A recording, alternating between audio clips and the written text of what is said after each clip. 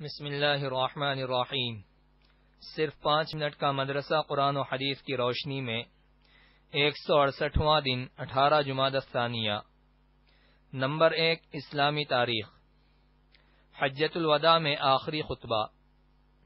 9 ذی الحجہ سن 10 ہجری میں حضور صلی اللہ علیہ وسلم نے میدان عرفات میں 1 لاکھ سے زیادہ صحابہ کرام کے سامنے آخری خطبہ دیا، جو علم و حکمت سے بھرا ہوا تھا اور پوری انسانیت کا جامع دستور تھا۔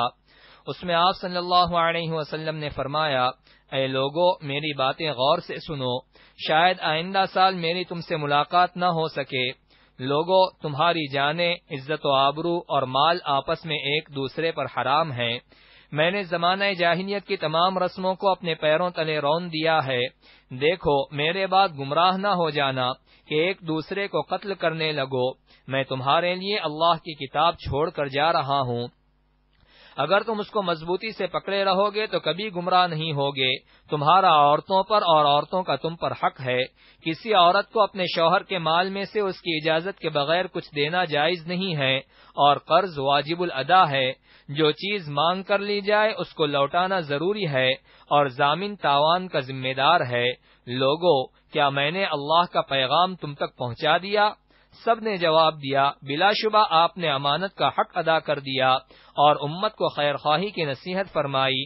پھر آپ صلی اللہ علیہ وسلم نے آسمان کی طرف انگلی اٹھا کر 3 مرتبہ اللہ تعالی کو گواہ بنایا اور کہا، اے اللہ تو گواہ رہنا، اے اللہ تو گواہ رہنا، اے اللہ تو گواہ رہنا۔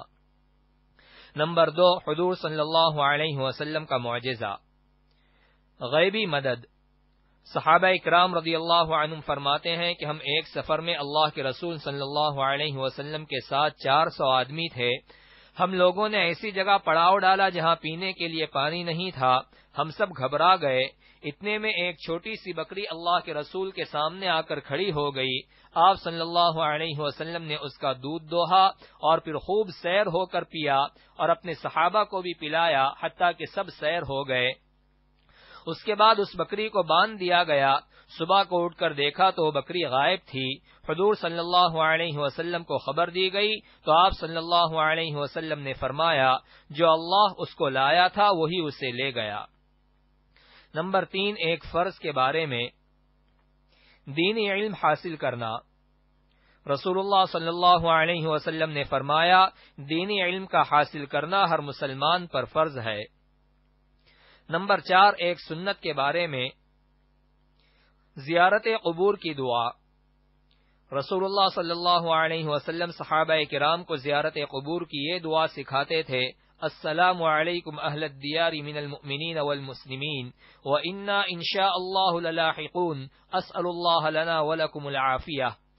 ترجمہ، سلام ہو تم پر اے اس بستی کے مومنوں اور مسلمانوں، اور ہم بھی انشاءاللہ تمہارے ساتھ ملنے والے ہیں۔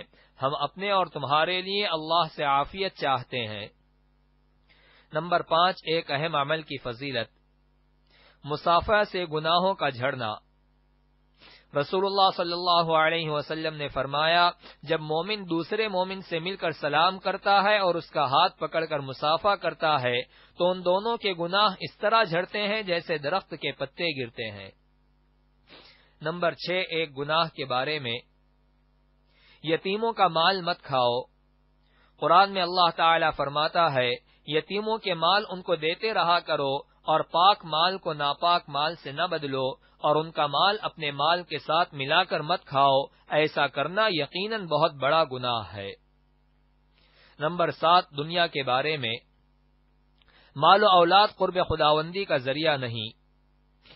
قرآن میں اللہ تعالی فرماتا ہے، تمہارے مال اور تمہاری اولاد ایسی چیز نہیں جو تم کو درجے میں ہمارا مقرب بنا دے، مگر ہاں جو ایمان لائے اور نیک عمل کرتا رہے تو ایسے لوگوں کو ان کے اعمال کا دگنا بدلہ ملے گا اور وہ جنت کے بالا خانوں میں آرام سے رہیں گے۔ نمبر 8 آخرت کے بارے میں، گنہگاروں کے ساتھ قبر کا سلوک۔ رسول اللہ صلی اللہ علیہ وسلم نے فرمایا، جب گنہگار یا کافر بندے کو دفن کیا جاتا ہے تو قبر اس سے کہتی ہے، تیرا آنا نامبارک ہو، میری پیٹھ پر چلنے والوں میں تو مجھے سب سے زیادہ ناپسند تھا، جب تو میرے حوالے کر دیا گیا ہے اور میرے پاس آ گیا ہے تو آج میری بدسلوکی دیکھے گا۔ پھر قبر اس کو دباتی ہے اور اس پر مسلط ہو جاتی ہے تو اس کی پسلیاں ایک دوسرے میں گھس جاتی ہیں۔ نمبر 9، طب نبوی سے علاج۔ خربوزے کے فوائد۔ رسول اللہ صلی اللہ علیہ وسلم نے فرمایا، کھانے سے پہلے خربوزے کا استعمال پیٹ کو بالکل صاف کر دیتا ہے اور بیماری کو جڑ سے ختم کر دیتا ہے۔ نمبر 10، نبی صلی اللہ علیہ وسلم کی نصیحت۔ رسول اللہ صلی اللہ علیہ وسلم نے فرمایا، تم گھروں کے دروازوں کے سامنے نہ آیا کرو بلکہ دروازوں کے کناروں پر کھڑے ہو کر سلام کرو، اگر تمہیں اجازت مل جائے تو داخل ہو جاؤ ورنہ واپس چلے جاؤ۔